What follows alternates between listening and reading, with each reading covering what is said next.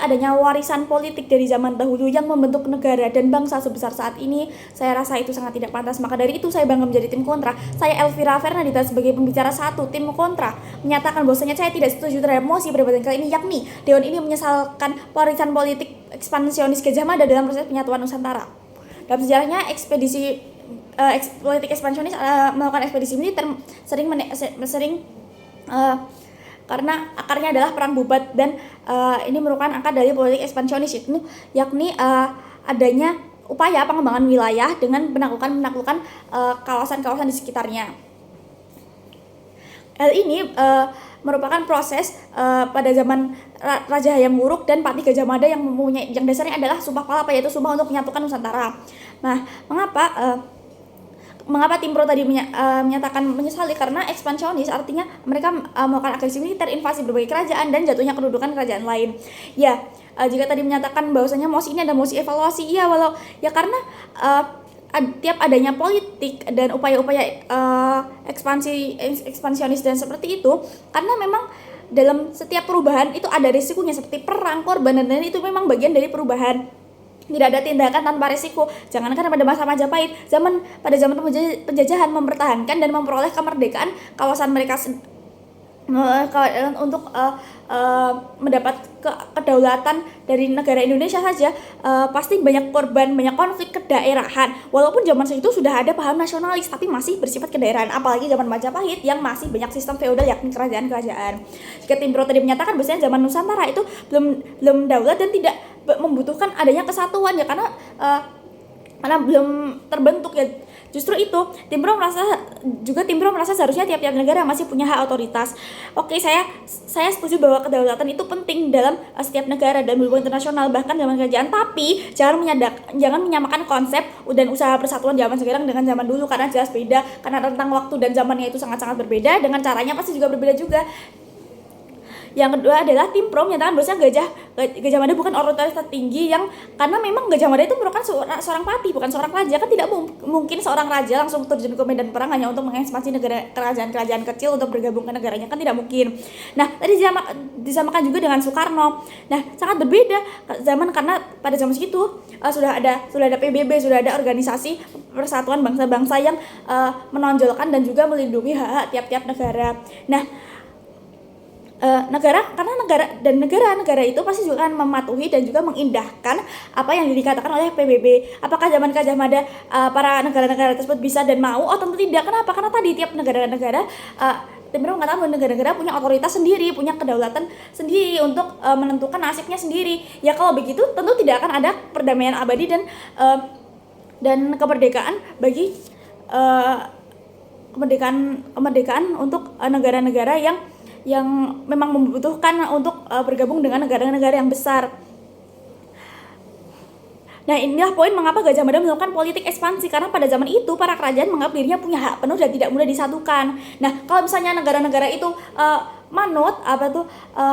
punya hak patuh seperti ada PBB dan lain-lain, pasti mereka akan melakukan upaya diplomatis dan humanis. Tapi tidak, negara-negara itu pasti ngeyel, pasti ini negaraku, ini urusanku, bukan urusanmu. Nah, itulah mengapa Gajah Mada melakukan politik ekspansi dengan upaya menguasai dan membesarkan area Majapahit. Saya tidak menggembur-gemburkan persatuan, tapi saya tidak menyesali adanya warisan politik ekspansi ini. Mengapa? Karena bayangkan jika yang diwariskan adalah sistem feodal, Nusantara pasti akan terpecah belah dan tidak ada bangsa Indonesia. Jika tadi Tim Pro mengatakan bahwasanya politik ekspansi itu melanggar HAM, kenapa pada saat Gajah Mada melakukan persatuan Nusantara justru dikatakan melanggar HAM? Padahal pada zaman yang sama kerajaan-kerajaan melakukan perbudakan, eksekusi, dan pada zaman itu ada kelaparan, dan negara-negara tidak bisa bahkan tidak bisa menyejahterakan diri mereka sendiri, karena mereka adalah negara-negara kecil yang pasti akan ketakutan dengan adanya bangsa-bangsa lain. Seperti pada zaman itu sudah ada suku-suku kuat seperti suku-suku Mongol, dan ada seperti Portugis dan lain-lain yang memang bukan sezaman, tapi pasti akan ada resikonya atau ada kemungkinannya. Nah, justru inilah pendekatan perang dan konflik adalah situasi pada zaman tersebut yang memang bisa dilakukan oleh zaman tersebut. Coba zaman sekarang tentu tidak, karena itu menyalahi kemanusiaan. Tapi apakah zaman tersebut ada kemanusiaan? Apa mereka paham dengan apa itu nasionalis, apa itu kedamaian abadi di seluruh dunia, apa itu kemerdekaan di seluruh dunia? Tidak. dan mereka juga menganggap diri mereka sebagai orang yang kuat. Negara-negara tersebut, kerajaan-kerajaan tersebut, diri mereka kuat, padahal tidak. Mereka kekurangan sumber daya, rakyatnya tidak makan, rakyatnya korban pelecehan dan segala macam karena otoriter. Padahal jika bergabung dengan Majapahit pasti akan mendapatkan manfaat. Jika tadi sudah dikatakan bahwa tim pro menyatakan bahwasanya jika Majapahit melakukan pendekatan humanis pasti juga banyak manfaatnya terhadap negara-negara kecil seperti Sriwijaya untuk mendapatkan sumber daya alam, mendapatkan bantuan militer dan segala macam. Ya, tapi tidak bisa dengan cara-cara pendekatan humanis karena tadi sudah saya katakan bahwasanya tidak bisa disamakan bahwa zaman dulu dengan zaman sekarang. Dan itu juga Indonesia pada zaman itu melakukan pendekatan humanis kepada Papua karena Indonesia punya pembukaan Undang-Undang 1945 dan ikut melaksanakan ketertiban dunia. Apakah Majapahit? Iya, tidak, sangat tidak bisa disamakan. Sangat tidak mungkin kerajaan bisa tertib, kerajaan sebanyak itu dalam satu kawasan, dalam satu pulau di Pulau Jawa punya banyak kerajaan-kerajaan, apakah bisa tertib? Oh tidak. Nah, jika kerajaan-kerajaan itu tidak bergabung dengan Majapahit atau kerajaan-kerajaan itu tidak bergabung, justru akan lebih mudah diekspansi oleh bangsa Selat seperti bangsa Mongol dari luar dan segala macam. Nah, saya tidak menyesali adanya warisan politik ekspansi.